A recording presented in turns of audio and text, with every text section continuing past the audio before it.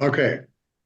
Well, I want to thank everybody for being with me tonight because this is an important subject that not everybody understands. Very few people actually do. A lot of people think they do, but when you get right down to the brass tacks, a lot of people don't have a clue how to do what I'm going to talk about tonight. And I'm not going to talk about, anything that is beyond recognition. Anybody can do what I'm going to talk about tonight. Anybody. I learned how, I never went to college. So I was lucky enough to have gone through, actually, I went through some pretty rough years in the beginning. And I don't want that for anybody. That's why I want to give some of this information away so you don't have to go through that. So what I'm going to do right now is I'm going to turn off my video and I want to go through my PowerPoint. But I want to thank you all for being on the call. So let me get to my PowerPoint. Okay. Now, one of the things that I want to talk about, because it's so critical, it really is time to start taking your investment business to the next level. Now is as good a time as we've ever seen. Like Duncan just said, most people think when it's a down market, it's bad. No, that's one of the best markets. And any time I can have a down market, I'll surely take it. So I want to go over my PowerPoint with you, and we'll just go from there. Okay. All right. Now, the one thing you got to know is before you can do the increase your business, there's some important things you've got to know. If you don't know, you're not going to advance like you should. There's three key points of buying more real estate. Number one, you got to find property other investors aren't looking at, or they're not trying to buy. I learned that a long time ago. The more properties you can find other investors aren't looking at, the better chance you've got of putting together deals that nobody else is going to be doing. The second thing is you got to be a master negotiator when talking to sellers. So none of your competition can compete with you. Now that sounds like a daunting task, but in reality, it's really not. Negotiations is something we do every day with every person we meet. Talking to someone is a negotiation. When you break it down to that level, negotiations, when you know what to say and you know how to overcome any objection they've got, it's really not hard. It's easy, it's fun. And how to make unique and different offers, no one in your market can or know how to make. It'll eliminate your competition. But you got to learn these things. If you don't, you're going to stay right where you're at. I want to start out by asking everybody, what's most important to you in your real estate business? What are your goals? What is it you're trying to achieve? These are things you have to think about. I've spent a lot of years, 45 years to be exact, in this business. And when I started out, my goal was to make money. But you know what? Someday you're going to get older. And someday you're going to wish you would have done things a little bit different, like I did. So I just want to know exactly what is it you want? What are the different things you've tried in the past? Do you remember those things? What are those different things you tried? Are you still doing today? Are you still doing the same things that you've done for years? Do you know why you failed at some of those things you did? If you have, maybe you've been a total success, I hope. But some of you probably have done things you wish you hadn't. And if you got any idea where you failed, and if you aren't doing very well or doing very many deals today, you've got to ask yourself that. So is there anything that you've done in the past still working? And are you finding it hard to find property that you can buy today? Too many people find it difficult to find properties to buy, and I can't believe that. I can find properties all over the place in my market. So I don't understand why people can't find deals. One of the biggest problems investors have today that they're struggling over is, when the gurus come through town and they're teaching, the same techniques that were done in the past. But, as the market conditions changed, investors came up with different ways to adjust to the current market. Well, what I teach is timeless. That's what I want to tell you tonight. This is timeless. Strategies they're not restricted by any economic times or market conditions. I'm going to teach you how to do deals, directly with the sellers. Now, maybe you're not used to that, but it's a good thing to know how to do. If you can deal directly with the seller, you can put together a decent deal. And it's the deals that I'm going to talk about. You don't need credit. You don't need banks to do your deals. So that's very important for many people because not everybody has the ability to borrow money. And what I'm going to talk about tonight is what a lot of successful investors are doing all over the country. People that have been trained by myself and some of the other people that teach what I do, some of the great names, actually. I'm going to tell you, a lot of people don't think what I'm teaching tonight is going to work. I've got students in New York, it works there. Los Angeles, it works there. Seattle, it works there. Portland, Oregon, it even works in Portland. And yes, even Boston, it works in Boston, just like any other area of the country. Detroit, Chicago, it doesn't matter where you live. I don't care how small your town is. What I'm talking about tonight will work. So, today I'm going to talk about the challenges you're facing and what the reasons are why you haven't been doing the different types of deals and what is not working for you. No, because, no matter what you've been doing in the past, if it hasn't worked for you, it's not your fault. Because really, everything you've tried to learn, there's always pieces of it missing, pieces of the equation that you didn't get. I used to do classes, I'd get all revved up, I'd go home, and there was always something missing. I just couldn't pull the trigger on those deals. And I went to a lot of trainings over the years. So today I'm going to fill in most of those missing pieces that you don't have. So whether you're buying using cash, getting bank loans, or whatever method you're going to use to finance the deals that you're doing, there's an alternative way to financing your purchases that can be better than what most of you are using if you're using banks. I know you've got a lot of people in your networking that supply money. That's fine. Some people use those lenders. I personally don't. And I found I don't need to.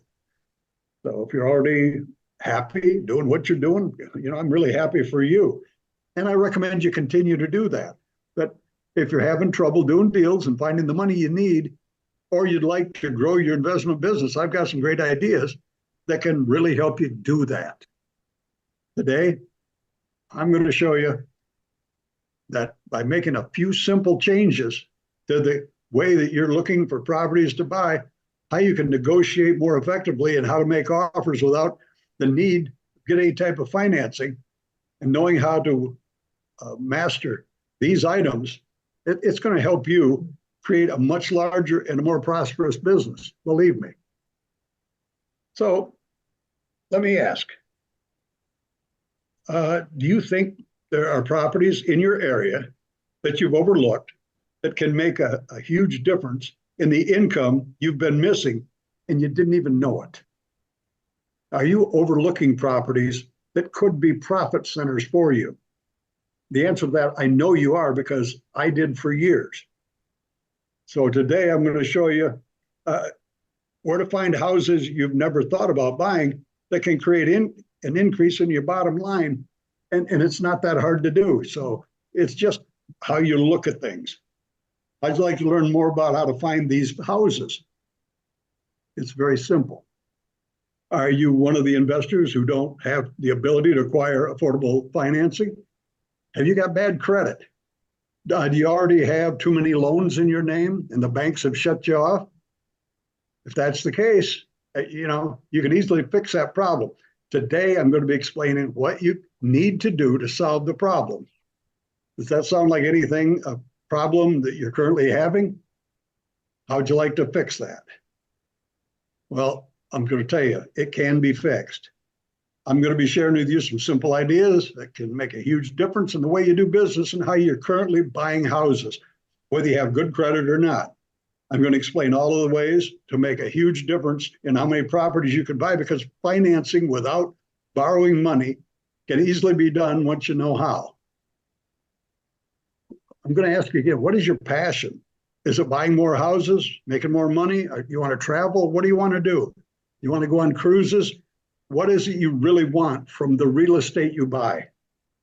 One of the things I found, because I'm getting up in years, I wanted a retirement program so that I can live the rest of my days in comfort, because it happens to all of us. And if you don't do that, I'm going to tell you someday you're going to be sorry. So today I'm going to give you some great ideas that'll give you more of what you can do to be successful. But one of the things I want to do before then, who's Larry Harbolt? Well, like Duncan said, I've been a teacher for over 25 years. I've been investing in real estate for over 45 years. Personally been involved in over 450 deals. Over the years, I've taught over 5,000 students, probably many, many more. But the ones that, pretty much I can remember, probably at least 5,000 have gone through my training. And I get involved with my students, not financially, but I help them do their deals. And that's been something that I've really enjoyed doing. I've taught some pretty big players exactly what I'm going to be sharing with you tonight. One of my best known students, and you probably know the name, is Robin Thompson. Robin, I taught her these exact strategies we're going to talk about tonight.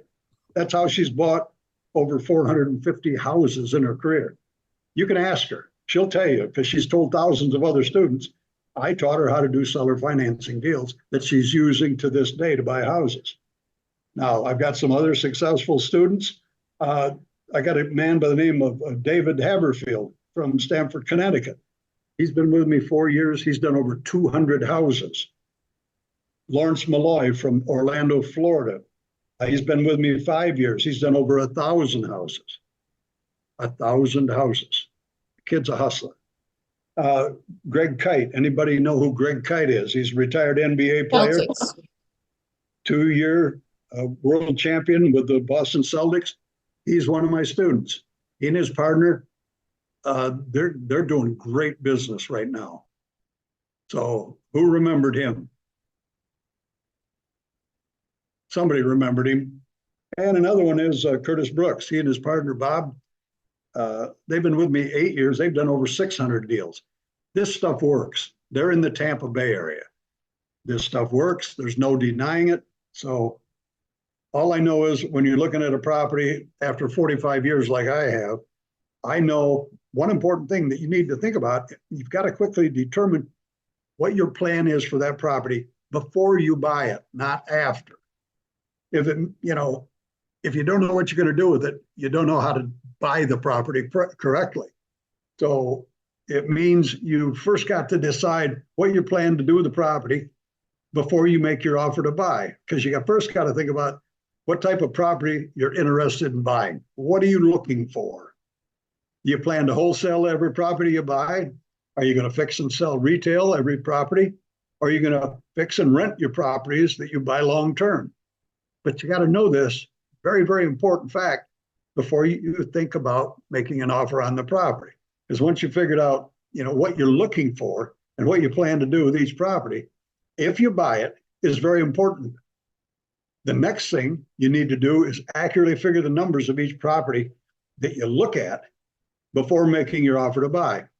You got to realize that the way you figure the numbers of each of the different types of property will not be one size fits all. I'll tell you that right now. People that do cash deals, they analyze their numbers one way. But if you're buying for a different strategy, the numbers are much different, especially income properties. You've got to know these things. So if you're going to be buying houses and your plan is to get bank financing, but that's great, the numbers are always going to be calculated differently with a bank than the ones that you can get seller financing on the deal. Because when you're doing seller financing, the deal you put together is between you and the seller, no bank, nobody else, you and the seller. And that's one of the things you need to learn to finance my deals. You know, if I can get a seller that will accept bubble gum in payment for their house, we can do that deal. It doesn't have to be what the bank standards are. That's the important thing.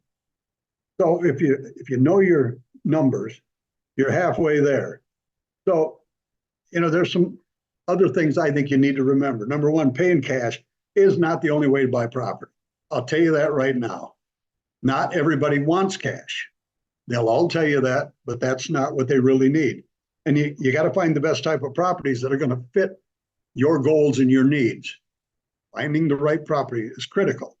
You need to thoroughly figure the numbers, like I said, and you got to know how to negotiate with every seller.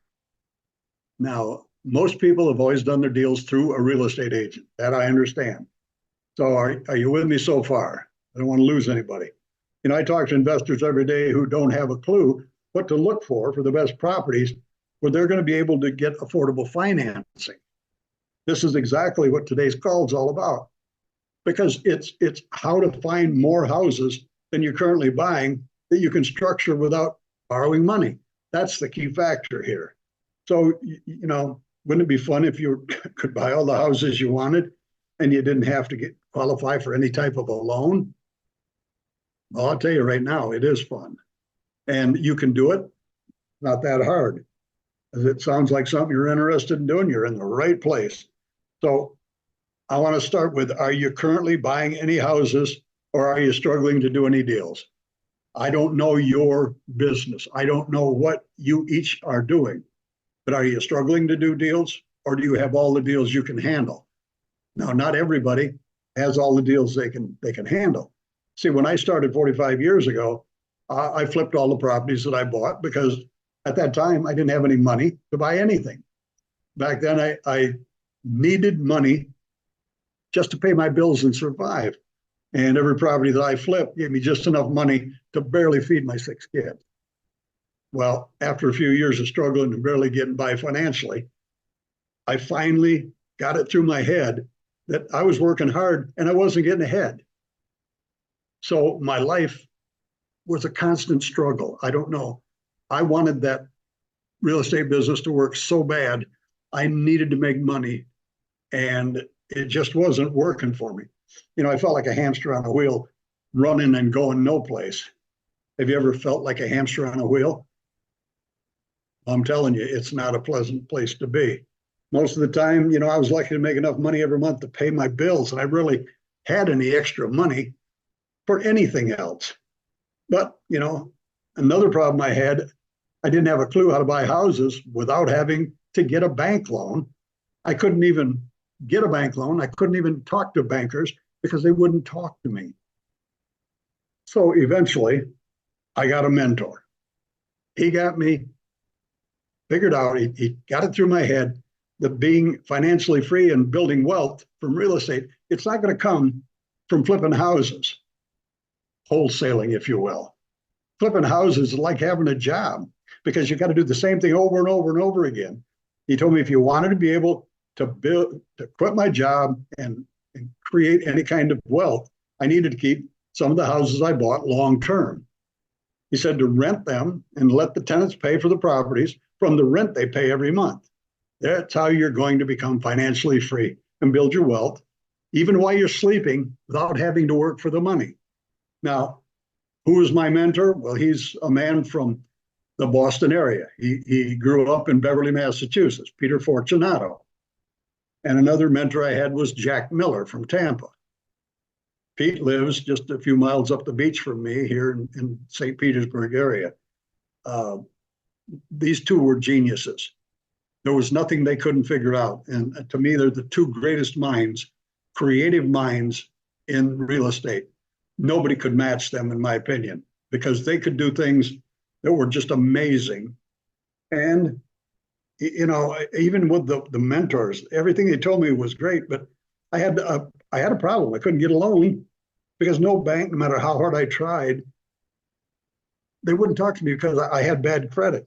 And when you got bad credit, they don't want to talk to you. But once I got it through my thick skull that what Pete was telling me is when I started buying properties I could rent that paid for themselves and built equity every month. And it gave me some income, well, that I needed to live on. So I got to tell you, I had to figure out how to buy property where I didn't need to get any type of a loan at all. I needed to learn how to buy houses in a way that allowed me to pay the seller every month. That's what I really needed, but I didn't know how to do that. Well, I finally decided I didn't want to be a hamster on a wheel anymore. So I immediately started looking for houses that I could buy and rent without having to get a loan. This is exactly how my mentors do their deals. So today, when I get a property under contract that I don't want, I assign my purchase agreement for a few $1,000s to another investor. I know any investor can make money without the need for any type of institutional or hard money financing to buy property.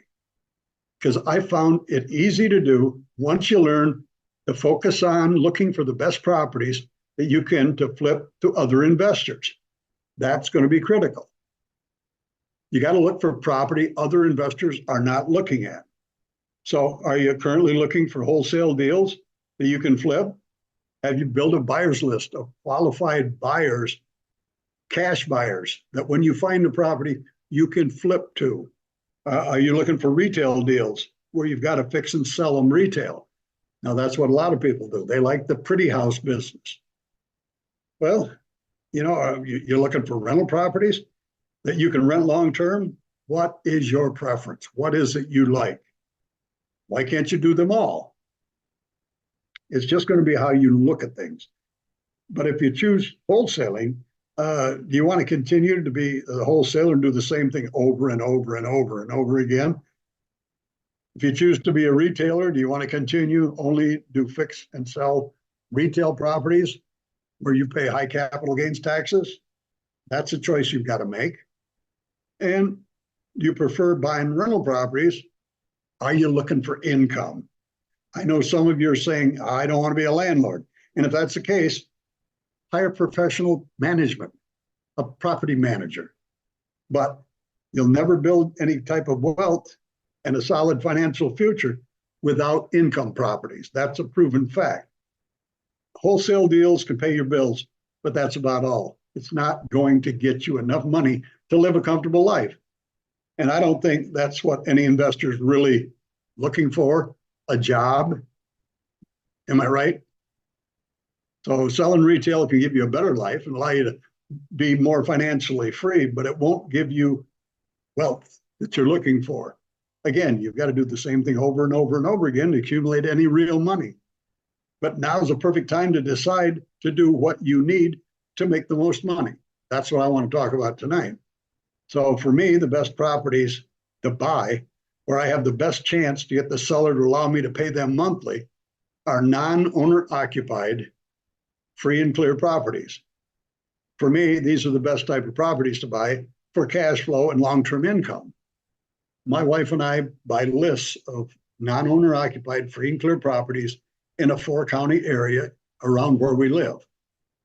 And we send out marketing pieces, postcards, letters, and we tell them, we're just a mom and pop shop. We're trying to find a few properties for our retirement program. And that's the way I like it. I don't want to look like a big shot, because if you look like a big shot, the price goes up and the flexibility diminishes if they think you got a lot of money. We're just mom and pop shop. We really are looking for a few rental properties for our retirement program. That is true.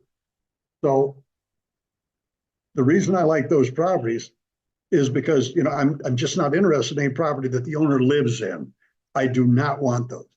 I got a lot of reasons why I say that, but remember, I'm a landlord. I don't care if the property's vacant, but if the sellers have lived recently in the property as their primary residence, I'm not interested in that property. Like I said, there's a lot of reasons. So let me ask you, where are you looking for properties to find? What are you looking at? One thing I'm going to tell you, and this is no reflection on any real estate agent, but I never looked for properties in the MLS. Here's why.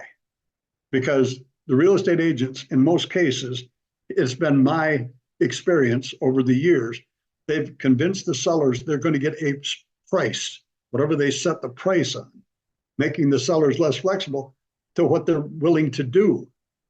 And most agents are negative towards any type of creative seller financing offers. May not be the agent, but their brokers, in most cases, definitely are. Creative offers. They don't mind cash offers, but they don't like anything creative. And, I don't understand that. They're still getting their commission if the deal sells. So it's something they need to look at. Most agents are embarrassed to present lowball cash offers that most investors make. I understand that too. And the agent's main concern is getting the most price so they can get a bigger commission. That I understand. I have not a problem with that. But another reason real estate agents don't know how to negotiate my deals. I've got to have FaceTime with the sellers to get the answers I've got to have to be able to structure a deal that's going to work for me as well as work for the seller. That's a very important part. And agents try to keep me from their client thinking I'm trying to go around them and beat them out of their commission. And that's nothing I would ever do. See, agents, I don't believe, understand, and I don't think they care that investors can't pay anywhere near a retail price for any property and still make a profit. Now, there's some good realtors out there, but there are some out there that don't know what they're doing. They're not in front of the right people as far as I'm concerned. They just don't understand. And that's why I always look for properties other people don't know are available, not in the MLS. I'm not saying there's no deals, but any of the deals in there, they're listed for price and I need terms. That's very important. So I say stop looking for properties in the same place everybody else is looking because you're fishing in the same fishbowl. Now, one of the things I've learned over my 45 years, this is important because I don't know how many people actually think about these things. There's a big difference between buying from a homeowner and buying from a seller who used the property that they're selling as a rental property. Big difference. A home to a homeowner selling their home, that's where their family is. Their home is their security, where they feel safe. That's where their family, the peace and love and memories are created. Too many homeowners have personal attachment to their home, and that's where they feel safe and comfortable. They're emotionally attached to a property in most cases. I don't know if you've ever thought about these things, but you need to. But some things that you need to remember when buying a house from a homeowner, to them, price is everything. Most of them need all their money to buy another house. And they're not interested or they can't give seller financing terms. They don't have a huge income tax bill to pay like those that are selling a property they don't live in. And many have got personal attachment. It's the biggest asset they're ever going to have in many cases. So I know they've all got assorted reasons why they're selling. Maybe they're downsizing to a smaller house. Maybe they need a larger house because their family's growing. Maybe they can no longer afford the house because the payment and the property taxes are too high for their current budget. Maybe they're older. They can no longer climb stairs or maintain the property. Maybe they're looking for a better school district, or they're looking for a newer, nicer home in a better and safer area. Every seller has their reasons why they're selling. It's up to you to find what that reason is. Is this making sense? I hope so. See, I want houses being sold that were previously used as a rental by the seller, because these properties that they're selling were owned for income, not to live in. They have no emotional attachment. They're used to getting a check every month. And that's how I want to pay them, by giving them a check every month without having to deal with tenants and toilets. I can take the tenants and the toilets out of their life, the eviction court. So I can give them a check, then it's my problem, not theirs any longer. I wish somebody told me that 25 years ago. It would have changed the way that I was buying houses, because I wouldn't have wasted my time trying to buy houses that, no matter what I offered, the sellers wouldn't give me the terms I needed. I didn't know how to negotiate. I only wanted houses the sellers don't live in. I prefer houses that are completely paid for. Here's a fact. Approximately 40% of all houses in this country are free and clear. I didn't believe it until I looked it up. 40%. Now, they're not all rental properties. A lot of them people live in, but 40% are free and clear. So if you think there's no free and clear properties, you're wrong. So why do I only want free and clear properties? It's simple. Because if they're not, and they've got an existing loan on the property, that payment that the seller has, if I try to buy it and wrap the mortgage, it may be too high to allow me to cash flow the property if I'm going to use it as a rental. Now, if I'm going to quickly resell the property, it's not going to matter. But I want to keep them long term. And another reason, I don't want houses the sellers have lived in as their primary residence, because they want all their money to buy another house in most cases. So I lose my negotiating power. So if they live in the property as their primary residence, I'm sure you know a couple can take not pay income tax on the first 500,000 of their profit that they make if they sell the house, if they've lived in it any two of the last 5 years. And they won't have a large portion of their profit in the year of the sale going out the door. So because of that reasons, they don't have the incentive to give seller financing terms, and most can't. But you got to figure out what are the obstacles that are holding you back? What's the biggest thing holding you back? You know, if you're like most of the investors that I talk with, I often hear, I can't find a good deal, or there's no sense in me making an offer to because I don't have good enough credit to get a loan, or I'm really not making offers because I'm not sure whether I'm doing a good deal, and I don't have the money to do the deal, and I don't want to lose money I don't have. Their biggest thing holding them back are not those things. It's themselves. They're not doing what it takes to get where they need to go. That seems to be the reasons I hear the most. But I'm going to tell you, once I learned myself how to buy houses where the need to get a bank loan wasn't there, my dismal credit score didn't matter. And, you know, I was able to show everybody, starting when I started teaching, how to do what I did. Just listen to what I'm saying and believe it's possible for you to do the same thing that I've done. So here again, I want to ask you, what's the biggest problem you feel is holding you back? What are your challenges? Let's talk about the problems all investors are facing today. Excuse me. One big problem most investors have is they don't focus on finding the right type of property to buy. They're just trying to buy any property just to make money. Another problem that I'm seeing is most investors today not only lack the money they need to buy the property, they also lack money that they need to fix the property. This is another reason they don't get serious about making offers. They just don't have the money, so they don't make offers. Others analyze and analyze and analyze some more. They spend so much time analyzing the property, they never get around to making an offer to buy, because if their offer gets accepted, they won't be able to close on the deal, and they know it. These are the investors who have trouble finding money to fund their deals for one reason or another. The lack of money makes them afraid and unable to make offers to buy. Well, I think it'd be nice if you had never had to worry about borrowing money ever again to buy houses. See, the investors who get bank loans or hard money loans and have good credit, my question to them is, why would you borrow money if you can get financing terms on some of the properties you plan to keep long term? If you can get the seller to carry the financing, you simply make monthly payments to the seller, not to a bank. But there's no qualifying. There's none of this having to expose everything you got to the bank. It's what you and the seller can agree on. And there's another problem that I'm seeing is that ultimately investors today only know one or two ways to make offers. Usually all cash, subject to is the hot button now, or lease options. Well, wouldn't it be great if you're able to make all kinds of different offers other than these ones that I just mentioned that can give you so many more chances of getting your offers accepted and doing more profitable deals?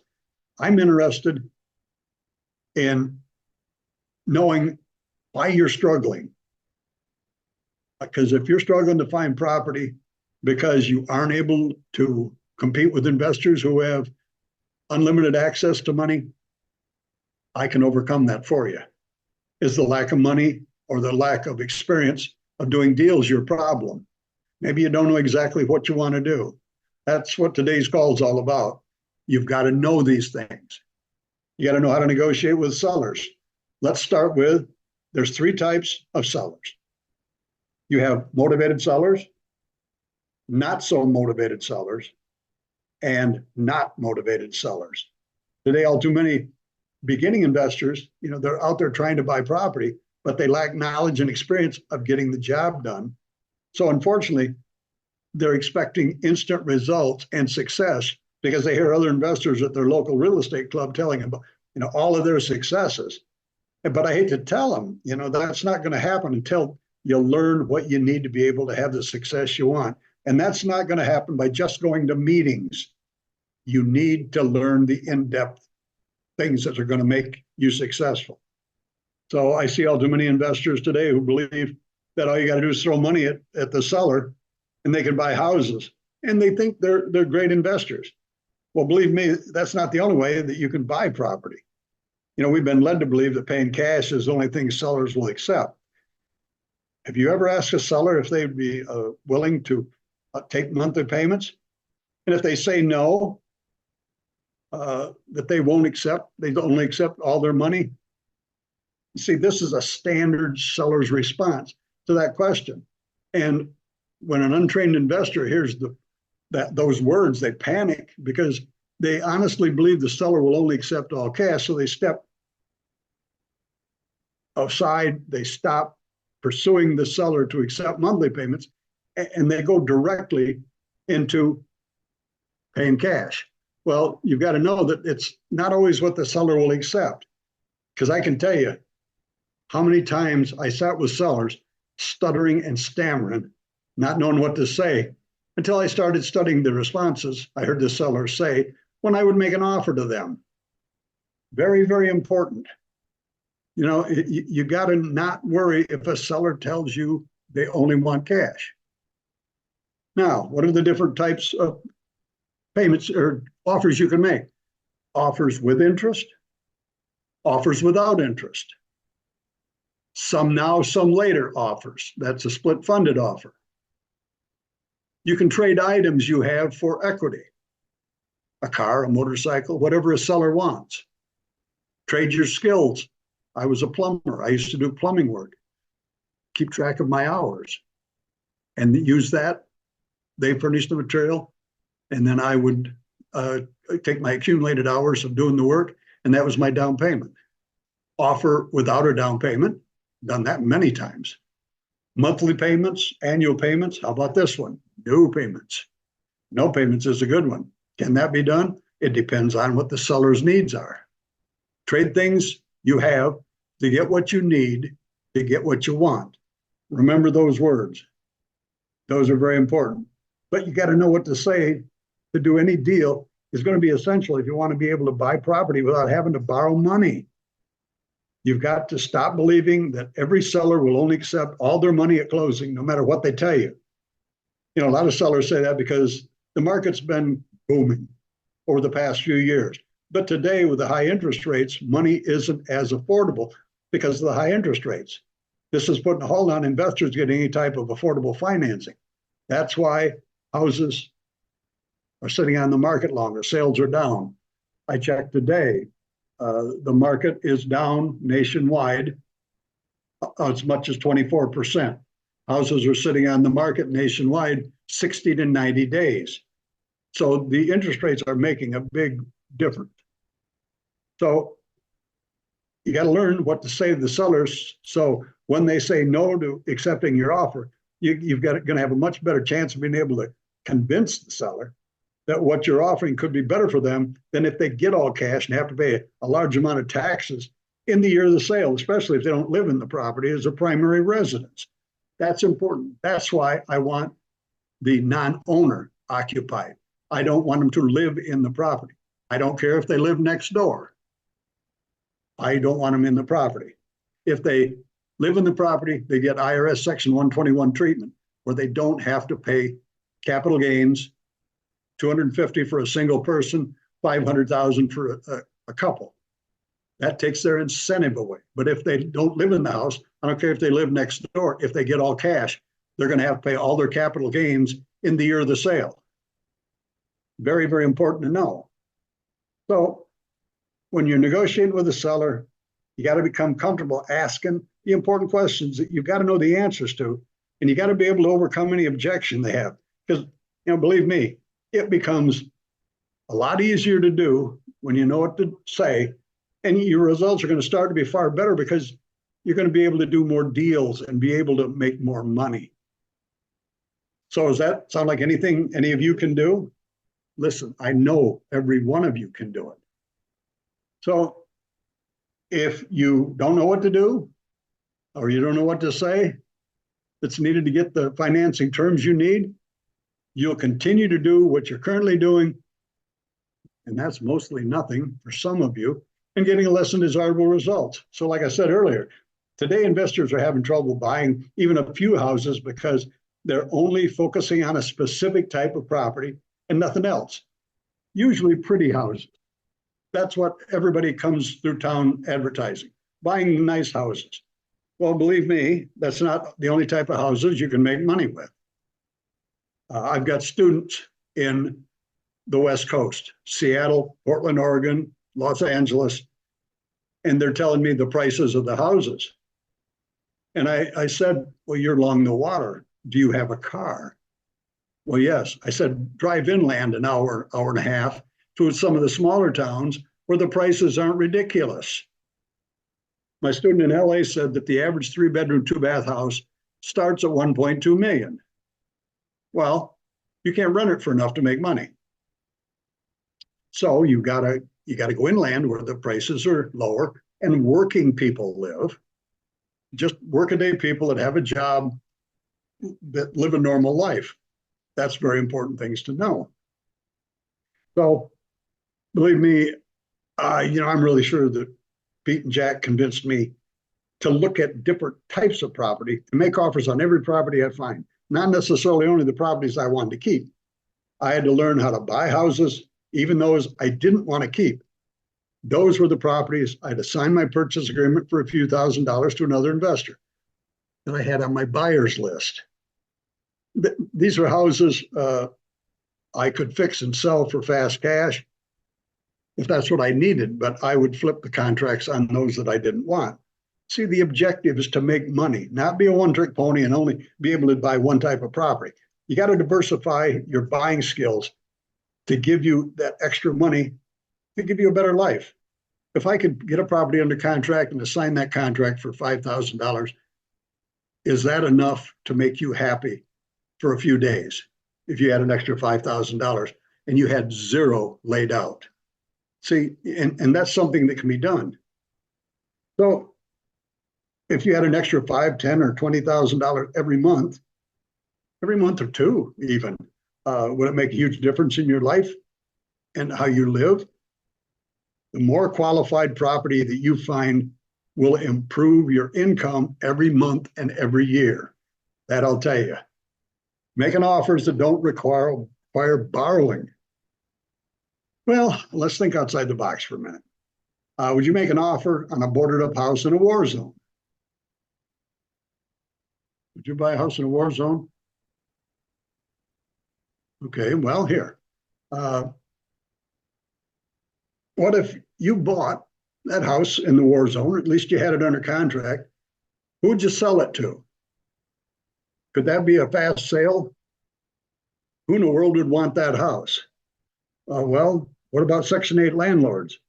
They do business in those areas. They're comfortable doing deals in those areas. You could assign your purchase agreement to them for a few $1,000s. Well, let me ask you, would it be better for the Section 8 landlord to have to give you a lump sum of cash for the property, plus put a lot of money into fixing it. Or if you could get the seller of that property to give you seller financing terms where the Section 8 landlord just had to make payments every month instead of a big lump sum of cash, the only lump sum they'd have to put out is fixing the property, which would be better. See, these are things you got to think about.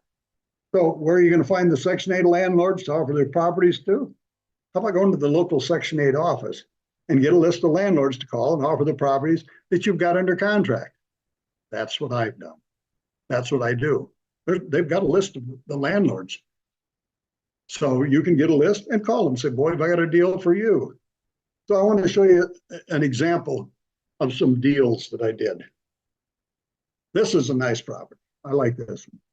This is one that's a real dump and an eyesore. You know, it should have been torn down.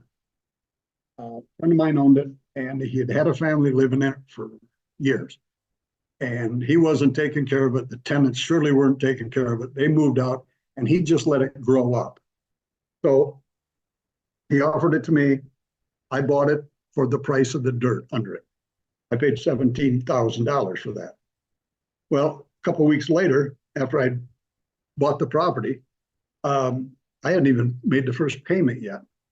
And I get a phone call from a gentleman that had a business across the street. He had a funeral home.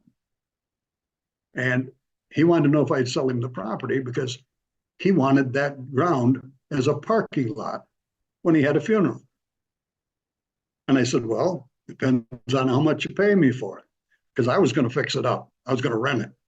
But is it easier to make money without spending money? Well, he paid me $35,000 for it. And it was a good deal, profitable deal.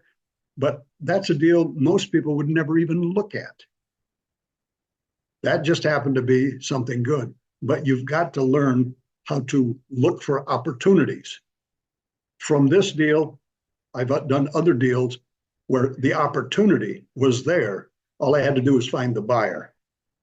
You know, I'm not suggesting that you do a deal like that, but I just want you to think about, you know, you can make money from all types of property. See, I can assign my purchase agreement to other investors. I can make money from the houses that I never would own myself. See, today, if I found that house, I would never own it myself. I will try to wholesale it or flip it to somebody that does want it. That's just not anything I want to deal with anymore. But, you know, you learn as you age.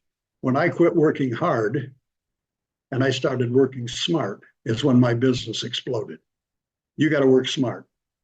Forget about working hard. You don't have to. So, you know, there's some important things you got to know to be successful. So if you understand, was that a deal anybody would do? I'd do that deal today. There's three things you need to focus on. You got to find the best properties to match your goals. Your lack of negotiating knowledge and experience essential for your success is something you need to learn. And you got to overcome your fear of making offers because you don't know what to offer and you lack money. If that's anybody's issue, which I hear this all the time, it doesn't have to be that big of a deal. Two key points of success. Don't be a one-trick pony. Don't only buy one type of property because you're missing all those other deals out there that you're overlooking because they're not in your focus. There's money to be made. Jack Miller taught us, be prepared to buy any house you drive past, no matter what it is, because it's about making money. It's not about bragging rights about who's got the most beautiful house they sold for the biggest check. Don't handicap yourself being technique driven. Now, what is technique driven? Well, paying cash, that's a specific technique, if that's all you know how to do. Subject to is a specific technique. Lease option is a specific technique.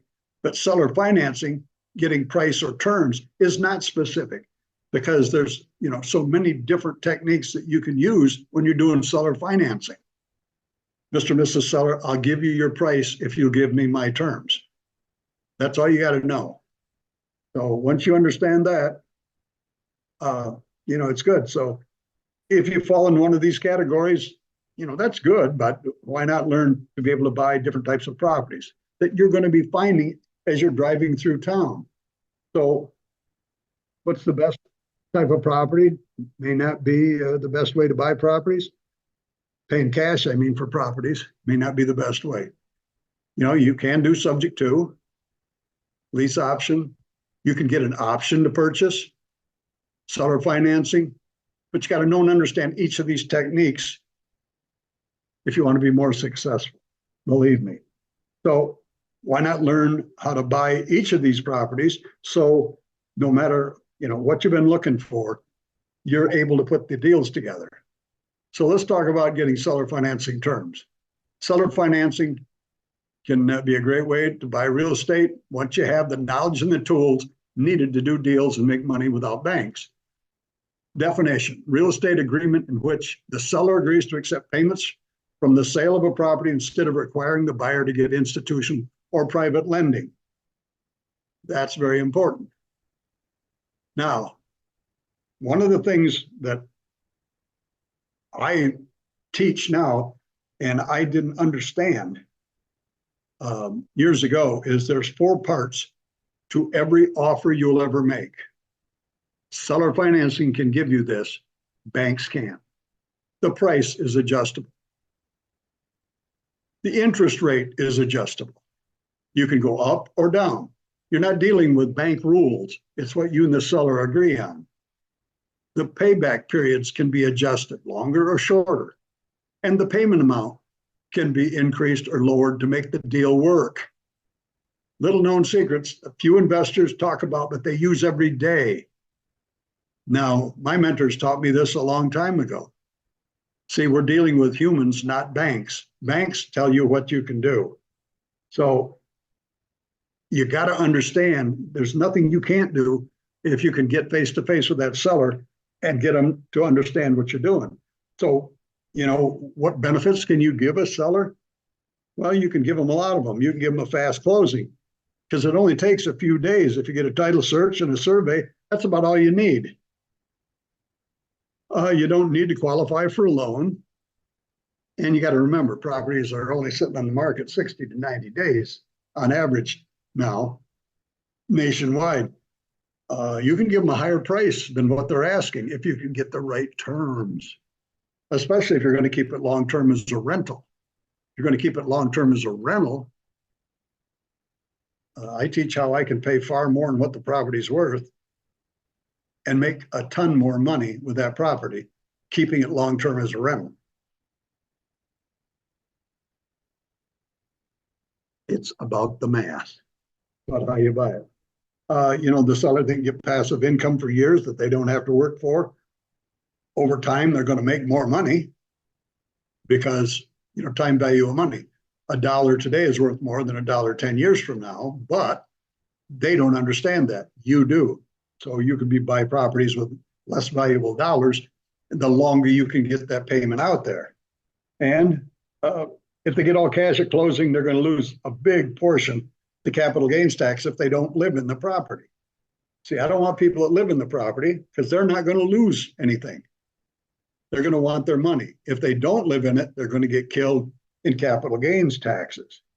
And, another benefit, they don't have to deal with tenants and toilets if you buy the property. They're never going to have to ever again worry about a tenant destroying their property.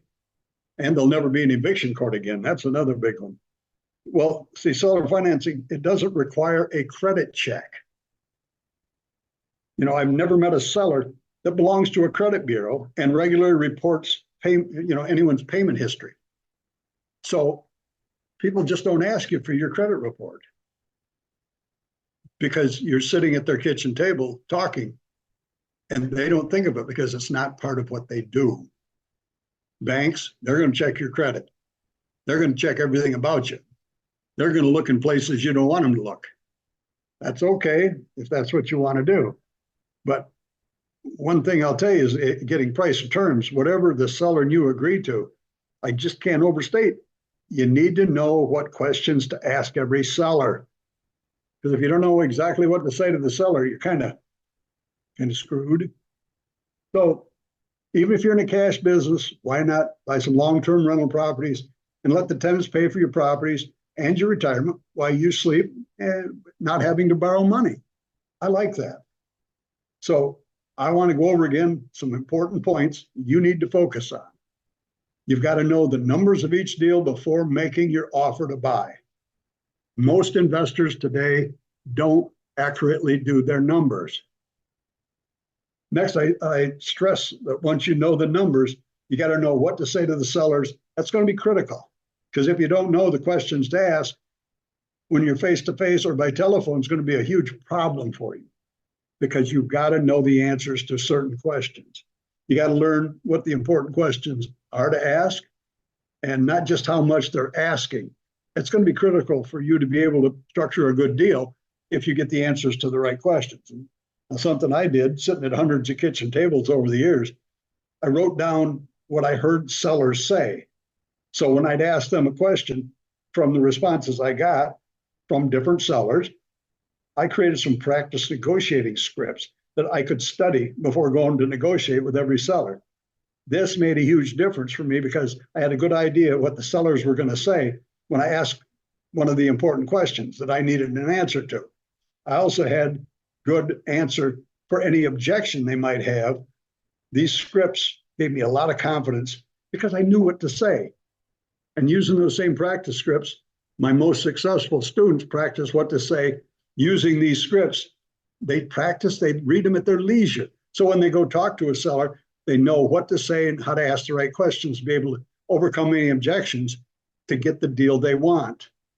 So I'm going to show you some more stuff here. That one of the things I just showed you where all these parts are adjustable. We use a Hewlett-Packard 10B calculator. It's a phone app. You can download it. It's $5.99 one time. My students use it, and when we analyze deals together, we use this calculator. We only use the top line, the N, IYR, PV, PMT, and FE. See, when you deal with banks, the bank determines how much you can pay based on a conservative appraisal. They determine how long you have to pay back the money. They determine what interest rate you've got to pay. They determine what your monthly payment's going to be. These rules do not apply when dealing directly with the seller. Whatever you and the seller can agree to, you can do. That's very, very important. So I don't want to deal with banks. I want to deal with sellers. Because like I said earlier, if I'm talking to a seller and they love popcorn, I might be able to supply them with popcorn the rest of their life as payment for the house. You know, that's ridiculous, but you know what? It's a fact. It doesn't have to be a lot of money. So there are 5 different types of property to buy that I figured out. There's wholesale deals, fix and sell retail deals, fix and keep long-term rental properties, commercial property, and vacant land. Number 1, subject to. Knowing how to do subject to deals with more invisibility is especially important. You don't want the public to know what you own and have a target on your back the size of Kansas as a rich investor to lawsuit happy Americans. I'll tell you that now. I've been in a lawsuit as a trustee. I will only do subject to deals in a land trust. That way, nobody knows I'm connected to that property. Nobody. The outside public has no idea. Now, if you're doing subject to deals, you need to know. So here's a deal that we did. Nice house. It's a great rental property. It was valued at $250,000. Took it subject to it at $187,500. The payment on that is $19,800, includes taxes and insurance. And now rents for $24.50. That's a nice 4-bedroom, 2-bath house, but it had gone to foreclosure, or it was in foreclosure, and we got it before it went to the sale. I took it subject to. Here's another house we took subject to. This is one that was worth about $450,000, and the guy was drowning in debt. And what I did was I took it subject to. He owed $225,000, and we bought it for $450,000. But I only made the payment on the $225,000 he owed, which was $2,800 a month, with taxes and insurance. So the other $225,000, his equity, we set aside where he's getting no payments, no interest for 5 years. So I don't have to pay anything on that other 225. I'm just making the underlying payment. And he agreed to that. So that'll give me 5 years to get that thing sold. That's a good subject to deal right there. Would I do that deal? Every day. I would do either one of those deals. Subject to is a great way. But you got to think a little bit more if you're going to do subject to deals. You got to plan if you're going to sell a property, you're going to keep and rent it.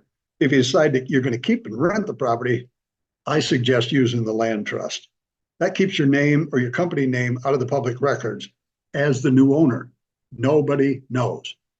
Now, they can assume all they want, but they don't know because your name is not in public record. And if you plan to keep the property long-term, I have a ton of disclosures that they sign that's going to protect me or you. And it informs the seller that what they're signing to give you more protection from the seller later deciding to create legal problems, saying they were taken advantage of.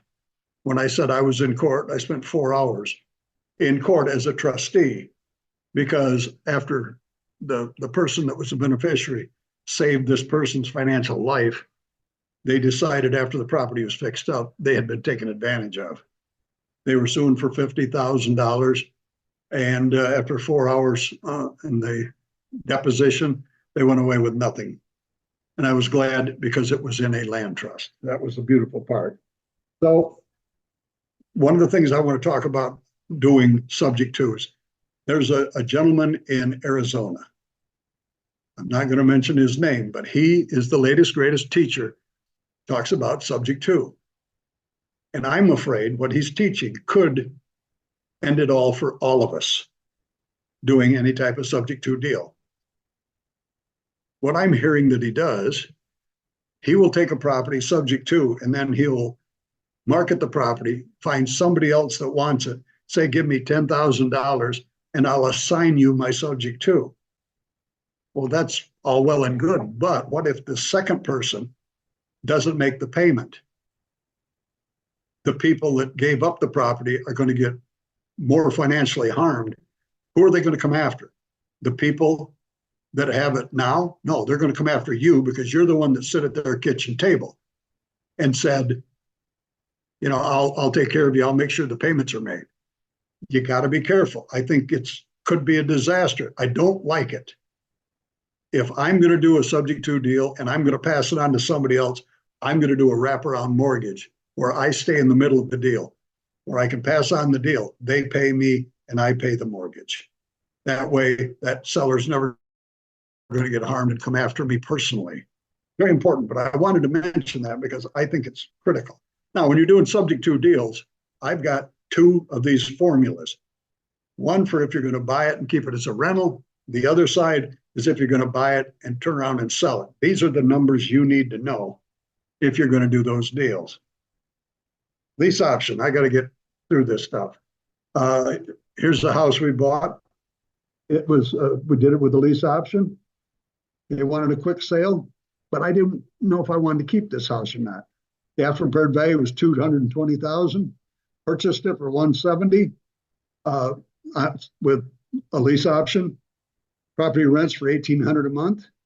My payment on the property is $1,500. I'm making $300 a month. Is $300 a lot? I'll take it every day. I grew up poor. You bet I'll take it. Wraparound mortgage. I don't know if you know how to do wraps. This is where I live. I live on an island, St. Pete Beach, Florida. And I live in that condo. That condo was another distressed seller. Wanted to get out. Well, he couldn't afford the payment. So I wrapped his loan and I took it over and I made the payment. And his equity is sitting on the sideline for 3 years. I'm in the process of selling that condo right now. So I stand to make a huge chunk of money because properties are selling for big dollars along the Gulf of Mexico. So wraparounds, I love wraparounds, but knowing how to do that deal where we set his equity aside without having to make payments on it and it's not accruing interest, that's an excellent way to do it when you find somebody like that in distress. Probate property. And this is a property we found. That nice property, kids owned it, built in 1976, purchase price 185. We spent 22,000 fixing it up. It was left to two children and they didn't want it. So we're paying $1,200 a month for 154 months. That's no interest. And it rents for $1,800 a month. So there's a nice little cash flow there. It's not a new house, but it's a nice house. How about seller financing? Here's a house. I like this house. This was an old man, 86 years old, couldn't take care of the property anymore. He lost his wife. Nice property, good area. After repaired value at that time was 125,000. The seller was 86 years old. And as I asked him questions, I found out he couldn't take care of the house. He wanted to move to a hotel downtown St. Petersburg where three of his buddies lived. So he could play cribbage, euchre, and shuffleboard every day for the rest of their lives. And as I talked to him, I said, well, how much do you need to live there? And he said, if I had another 450 a month, I could live like a king. So that's the offer I made him. I offered 95,000 because we had to put some money into fixing it. I paid him 450 a month for 212 months. That's how the, 95 divided by 450. So that's almost 20 years, and he's 86. A little optimistic, but that's a nice house, and it's got a good monthly cash flow. That was a deal I'm really happy with. He got what he wanted. I got a nice rental house. Here's another rental house we bought. It's a 3-unit building, bought it with an 11-year, 6% contract. I bought that for $60,000. So the bank, I bought through a bank at that time. This is early days. They put $8,000 to put a new roof and siding on the place. It wasn't bad on the inside, but let's see what the payment on that was $696 a month. There's 3 units in it. Each one rented for $600, so it's taken in $1,800 a month. So if you figure that out, $696 from the $1,800 a month, $1,300 net per month on that property. So after 11 months, I sold the property for $105. The bank got paid off. There's $63,000 that was left, but that was before taxes, insurance, and closing costs. I made about $94,000 on that property.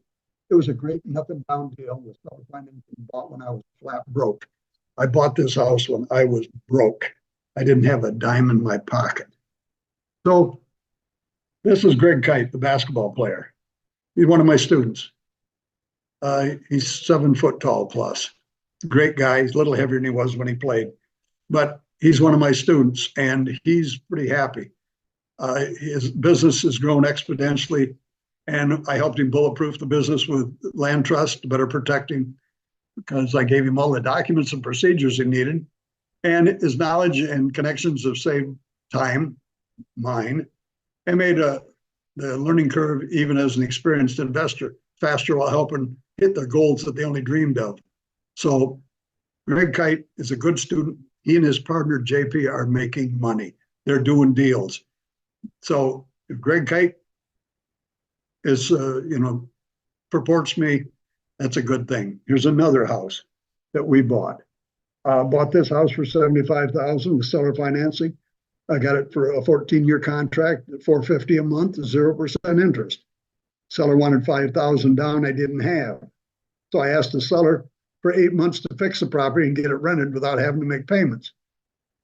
The property was immediately rented to my handyman, who had 5 kids and desperately needed a place to stay. And I charged him $800 a month, and he fixed the property in his spare time. The outside wasn't bad. The inside was dated. And I collected $6,400 over that 8 months. That gave me $5,000 for the down payment at the end of the 8 months and $1,400 towards the property taxes. Well, the seller died 3 years later. I still owed her $58,800. And I later sold that property for $120,000. I still owed $58,000. Well, she had the 2 grandkids is all the property was left to.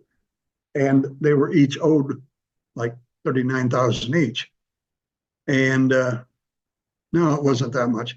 But what I did is I offered them cash and they took it, but I didn't have any cash. So I borrowed the money from a family friend and I gave the kids the money at a discounted amount. And then I turned around and sold the property for 120,000. It was another nothing down deal, but it was how I didn't pay a down payment I didn't have. I asked for a moratorium of payments. Now here's another one. An old couple in their mid 80s answered one of my letters and wanted to sell me their house where they'd raised their family. They would only accept all cash. That was it. It was the after repaired value was 200,000. They were asking 185. They didn't want to tell me what they needed the money for. Well, finally, they told me that the husband, Herm, had had surgery that cost $28,000. Their insurance didn't cover. The hospital was threatening to take them to collection and damage their credit. At 86 years old, they're worried about their credit. Anyway,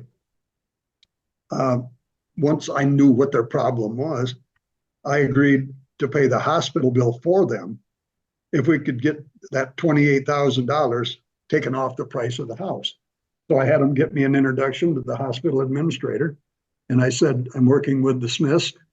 I understand that they owe you $28,000. The lady said, yeah, I got the folder right here on my desk, $28,257.73.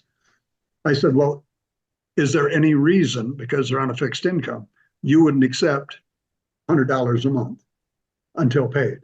She said, we'd be delighted to get paid something. I said, consider it done. So now I got $28,000 off the price of the house for $100 a month. Well, that's fine. But then all of a sudden, the sellers said they didn't want to leave. They wanted to stay. So now what am I going to do? They're old. My payment to them was $790 a month. I charged them $690 rent and let them stay. So what I'm doing is that house is costing me $200 a month to let them live in it with nothing coming in. But here's the beautiful part. That house, since when I bought it, it was worth 200. Today, that same house in that area is worth 450. So by losing 200 a month, I'm gaining a lot more putting that deal together. Now, do you know the difference between a mobile home, hurricane missile, a tin can, and a manufactured home? See, a manufactured home is attached to the ground. It's not a mobile home. Mobile homes, they take the wheels off and put them on blocks. In most cases, they're not permanently affixed to a concrete foundation in most cases in parks. Well, a friend of mine that lives in Palm Springs, California, he buys these tin cans, but that it has to be on deeded land where you own the dirt underneath it. And what he does, he turns around and sells the mobile home for $5,000 to somebody that wants it. So they own it. You don't have to maintain it. And then he gives them a 99-year lease on the dirt. So he gets lot rent, but they own the mobile, so he don't have to maintain it. Now, if they want to leave, they got to take the mobile with them or give it back to him, and he'll break their lease for them. The man's making a boatload of money doing that. See, these are ideas that you can do if you know what to do. Now, here's one of my students in Lansing, Michigan. He did my training. He worked with a owner finance trade league park deal that he took $10,000 and turned it into 32,000 a month gross rents. Gross rents. He said he's worked with a lot of gurus, but he thinks I'm probably the best one he's ever met. Mobile home or commercial property, apartment buildings. Les Jepson, retired NBA player, another one of my students. Les buys these properties. He used to use the NBA pension plan. Now he buys them all with seller financing. Here's what he says. After he come to my training, he found a terrific opportunity. A couple of weeks later, seller agreed to let him buy his equity over 10 years, quarterly payments, less than 10% down, no interest. Your system works so well, I'm now negotiating a 24-unit office building with the same terms. System works if you do. Trust the system. How about vacant land? I'm running out of time here, folks. Vacant land. I'll tell you about this vacant land. My uncle owned that farm. I wanted that farm when I was young. I grew up on a dairy farm. I used to have some young cattle. I needed a place to pasture them. My uncle told me I was going to buy the property when I was a kid. I didn't have any money. And I said, I don't have any money. And he said, well, you're going to buy it. I said, well, how much are you asking? He said, 40,000. I said, I don't have 40 cents. He said, don't matter, you're buying it. So he sent me to an attorney's office to sign papers. And what he did, he charged me 40,000 for it, but he gifted me. It was a 4-year contract. He gifted me $10,000 a year, and my payment was $10,000 a year. So he gifted me tax-free $10,000, and I gave him back the $10,000. My basis in that property is 40,000, but it didn't cost me a penny because he gifted me the money. Did you know that you can gift anybody and everybody today up to $18,000 tax-free every year? Just remember that. That might be a way you could help somebody that's in a high tax bracket by gifting them the money on an annual payment so they don't have to pay tax on it because it's legal, it's moral, and it's ethical. The government allows it. So anyway, just an idea. Well, like I say, now it's time to learn about how you can learn more. I got a 4-day never step into a bank again training. I've been doing this training now for years. It's a great training. All these students have gone through it. They're all making money. Now, what you're going to get at the market, I'm going to give you all these different ways to find properties other people aren't looking at. These are things that I use to find properties. You're going to get all 25 of those. You're going to get sample letters and postcards with information that my wife and I use for the different situations that you're looking for. You get a telephone script that to collect the questions you need before you can do your analyzing on the property and then get back to them. When you're doing a deal, you need to do the numbers. I've got 8 formulas on this sheet that will tell you exactly what to look for so you never overpay for a property. This one here is all cash at the top, what they call the Mayo formula. Next is the hard money formula down and the split funded. And then on the other side, there's the rent formula when buying a rental property that I live by, seller financing with interest formula, seller financing without interest formula, cap rate formula. You get all of them so you never, ever overpay for a property. You're also going to get my negotiating. Remember I told you I made up those negotiating scripts?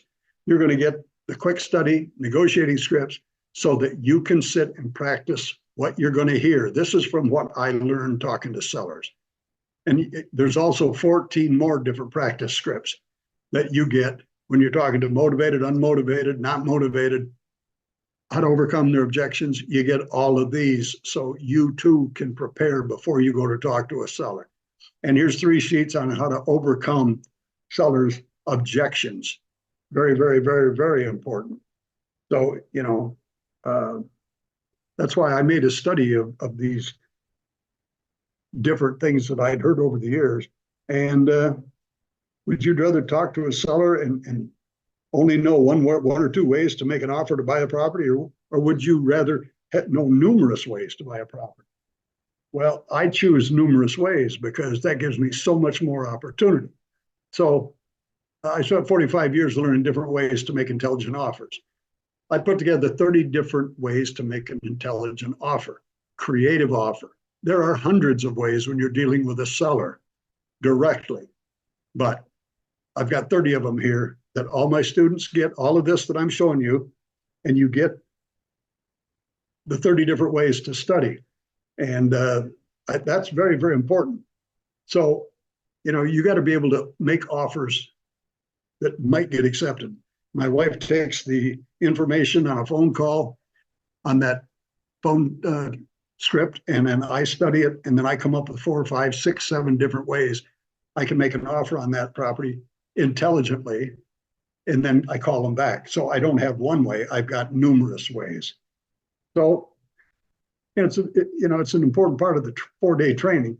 It's going to change your thinking, the way you put your property deals together, and how you can make intelligent offers for any property to any seller and increase your success rate. I'm telling you, it works. My students that have gone through this exercise, they're having great results buying houses they never thought they'd be able to buy without going through this training. Like I said, this exercise will show you how many different ways you can make offers. Sometimes a little, no cash, don't need good credit. That's not something you're never going to need again. Now, in the training, I spend a day and a half going through these type deals. These are deals where I talk to a seller. This is the information we collected. And then I asked the class, after studying the 30 different ways, how would you make an offer on this property? We do this for a day and a half. Why? Because this is going to give you so much more information on how you can put a deal together, because you're going to say something and I'm going to say, well, that will work or that won't work because. And this is what's so powerful, because when you walk into class, most of the students think that cash is the only thing a seller will take. When they walk out, when they go home, cash is the last thing they think of. They try to come up with different ways to buy the property without using their cash. And that's important. So, here's another thing. You get all the seller financing documents I've got. Very, very important to have that stuff. But one thing I want to tell you, it's a proven fact. I found this out, that the football teams that have the best red zone plan, that's the 10 yards closest to the end zone, they win the most championships. I thought that was interesting. And I know from experience, if you're going to learn to be a great negotiator, and you got the best examples of what you can do for the seller and overcome their objections, you can be like the great champions. You can close more deals and you make the seller feel better, the winner, because it's not all about you, it's about them. And another thing I learned was the superstars in the sports world, they regularly watch game films over and over. They continually watch to become better players. Well, like the superstars, my most successful students study the negotiating scripts and the 30 different ways to make offers over and over, so that they know what to say and how to structure offers that fit what the seller wants and what the investor needs, is why they're having so much success. And you can study these in your leisure time. So wouldn't you rather learn what to say to sellers from a practice script, or would you rather take years of struggling and mediocre results learning what to say like I did? Only you know the answer to that question, what you'd rather do. This exercise has changed the way my students do deals, and they started doing deals the day after they got home from the training, because they then have a much better idea of what they need to do to structure deals. Well, anyway, now you get 3 manuals, total of 450 pages of basic fundamental real estate information. These CDs are no longer in CD form. They come on a thumb drive. You get my 8 quick study sheets. I've got students that use these strictly when they negotiate with a seller, 8 of them. So you get 4 bonus audios, you get 3 bonus books, Shortcuts to Success, Psychology of Effective Negotiations, How to Deal with Contractors Like a Professional Rehab Pro. I wrote it all. No AI. So Dave Haberfield, remember I talked about him? He felt lucky afterwards having run into me. I was on stage for 90 minutes, but in those 90 minutes opened up his eyes to possible and creative deals. So his ideas, way to explain to me that single time, started me down a path of learning how to do seller financing subject to and other ways to acquire houses without using all of my own cash that I didn't have. Since started learning from Larry, I bought over 200 houses. Larry is a creative genius. Thank you. That's Dave Haberfield. Maybe some of you know. He lives in Stamford, Connecticut. Great kid, great student. He's knocking the ball out of the park. Now, the price of the 4-day training is $1,997. You get all 3 of the course manuals plus all the bonuses. That's for one person. add $1,000 for each additional person. Now, if two people come, they're going to share one set of courses. If they want an extra set of books, it's $250. And you can repeat the training 2 more additional times. I've got people coming in from New York to my next training, so it's not that it's too far to travel. And the class experience is great. Now, maybe you're saying, I don't have the money to get the training right now. Well, how about this? What if I said I'd give you this Lamborghini worth $300,000 if you could come up with $5,000 in the next 6 hours? You think you'd go out and find $5,000 so you could sell that car and make $295,000 spending money? If it's important to you, it's not that expensive, because if you went to college, you know what cost is to get the degree you've got, and you can learn enough in this training to beat any income level of most college educations, because it's something specific knowledge that can make all the difference in your life. Very, very important. So, it's important, because back when I started studying, I tried every new revolutionary idea that the traveling gurus come up with, but there was always something missing. I just didn't have all the details I needed, and I couldn't be as successful as they told me I'd be, and it used to bother me. I hate to think about how much I spent doing those trainings. Well, I'll tell you, my wife and I spent over $150,000 on trainings that I felt didn't give me everything I needed. I studied with Ron LeGrand, Carlton Sheets, Dave Deldato, Dante Pirano, Mark Harrelson, Richard Powelson, Albert Lowry, Nick Kuhn, just to name a few. I spent a lot of money. And that's why today I'm offering to let you learn ideas and strategies that have given me and my students what they need that have the success they want. So today I'm making you an offer that you're not going to believe. Remember, I said it was 1997. Well, for your group, it's not 1997. Today, if it's one person that wants to do the 4-day training, it's $14.97. That's a $500 discount to cover your flight.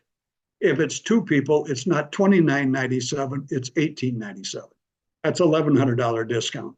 I can't do it any less, but I'm doing it for a reason. And if that is still a problem, I can do the $14.97 in 3 payments of $499, $18.97, 3 payments of $632. You just have to have all the payments made before you attend the boot camp. Very, very important. My next boot camp is this month, April 25th through the 28th, and then August 15 through 18. Here's the deal. I'm making this offer to your group at this price tonight. So you got to take action. You got to move on this, because if you contact me at a later date, it's $19.97 for 1 and $29.97 for 2. So take advantage of this at this price, because I want to give you what I've got. Now, to sign up for this class, if you want to get the 4-day training or only my course manuals and bonuses, contact me at larryharbolt@gmail.com or text me at 727-420-4810. All course and materials delivered by mail if you want hard copy or electronically. You got to tell me what you prefer. If you want the hard copy, allow 4 to 6 days for shipment of the hard copy materials. But here again, you got to know it's something you want to do, because this can change your life. Now, at the 4-day training, you get the red, white, and blue course manuals, 4 bonus audios, 8 quick study sheets, all the documents to do seller financing deals, 25 places to find property to buy others aren't looking at, other than the MLS, all my marketing letters to sellers, my telephone script, all my negotiating scripts, 3 pages of how to overcome seller objections, the subject to buying formula, 30 different ways to make offers to sellers, unlimited access to me for 6 months by phone, help you structure your deals, and over 400 different lessons, over 40 40 different lessons, investor ideas to help you be a better investor, and my 4-day creative seller financing structuring training, all at an unbelievable price. You also get me, I'm making this offer for tonight. You could call me any day, 10 a.m. to 6 p.m., 7 days a week, 7 hours a day for 6 full months if you need me to be able to do your deals. Here again, that's the boot camp, April 25th through the 28th. Now, something else that you're going to get is this is something unique that comes with the class, how to sell a property, get all the money without paying off the lender, do it legally, morally, and ethically, and the person holding the note's going to love you. How to trade things you don't have for equity, how to create money out of thin air legally, how to sell a property with seller financing without violating the Dodd-Frank law, how to conceal the ownership of every property you own so you never know. So only you know who the owner is. The general public won't have a clue who the true owner is, and you won't have a target on your back the size of Kansas, and much more. Stuff you're never going to hear anywhere else by anybody else. If you only want the 3 manuals and not the 4-day training, it's $9.97. You get the books, you get the bonus lessons, you get the quick study sheets, you get a 90-day what to do every day to get you started if you're a beginner and you don't know what to do to get your business going. I put that together. You get that, and you get 10 bonus lessons that you need to know to get started. Now, like I said, if you want either one, the courses or the 4-day training, and I hope you do, because I'm not making this offer to everybody, you got to immediately contact me at larryharbolt@gmail.com and tell me what you want, or you can text me at 727-420-4810. And the materials can be delivered by mail, hard copy, or electronically. You've got to tell me what you prefer. You got to expect 4 to 6 days. And if you feel that my system isn't everything I say it is, I offer a 15-day conditional return policy to get a complete refund. To qualify for the conditional full refund, all I ask is that you call me at least 2 times within the 15-day period after receiving my system about any questions you may have about a deal that you're doing or any real estate questions you may have. I want to know that you're taking the books and you're looking at them and you're trying to do deals. So this is the conditional. You know how to get a hold of me. You can always text me. So that's about all I've got, Duncan. Are there any questions? I know we're out of time. It's 9 o'clock. I hit it right on the button. Let me see, Larry, if we have any questions in here. Guys, if you have any questions, please write them into the meeting chat. Larry, could you just type your information into that chat, because then they can copy and paste it, and then they can contact you directly to discuss one of the offers that you've made.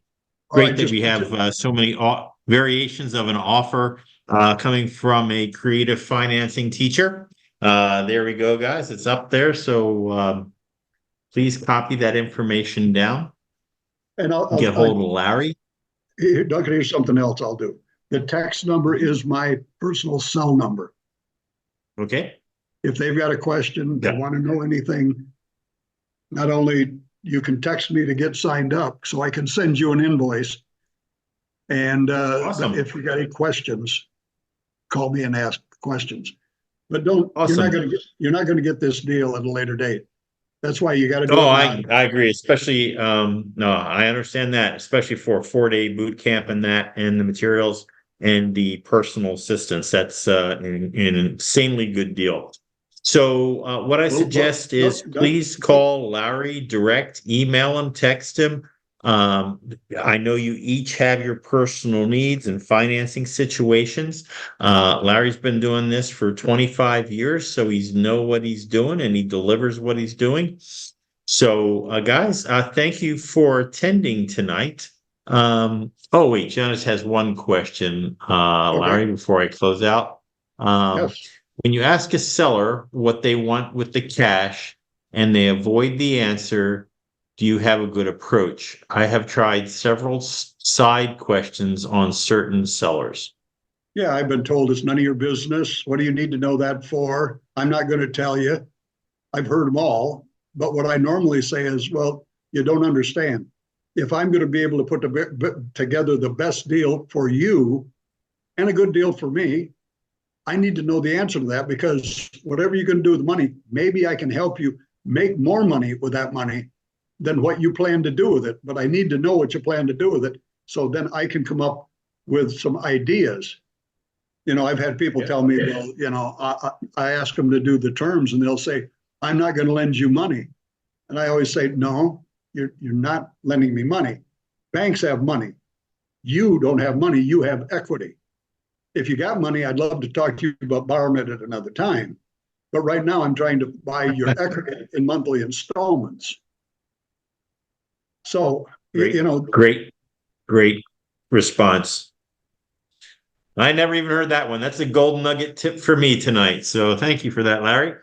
Absolutely gold nugget tip there, guys. That's what you get for waiting to the very end. All right, guys. Larry, once again, thank you very much for attending. Janice said thank you very much also. Just to remind you, for membership, contact Kelly. Her information is in there also. Remember, we have make sure you copy and paste the entire chat box for everybody who put their information in there, have needs and wants. And again, we'll have a great meeting, and thanks again, Larry. I appreciate you. Well, I thank you for having me on. I appreciate being here. Great info, Larry. Great. Thank you very much. Thank you. Love the golden nuggets. Yeah. I got 1 million of them. We know you do. Yeah. Been doing this one for a last long chance time. to copy that chat box into all the information you have in there. All right. Bye-bye, guys. All right. Thank you much. Thanks, everyone, for coming on. You bet. Good job, Larry.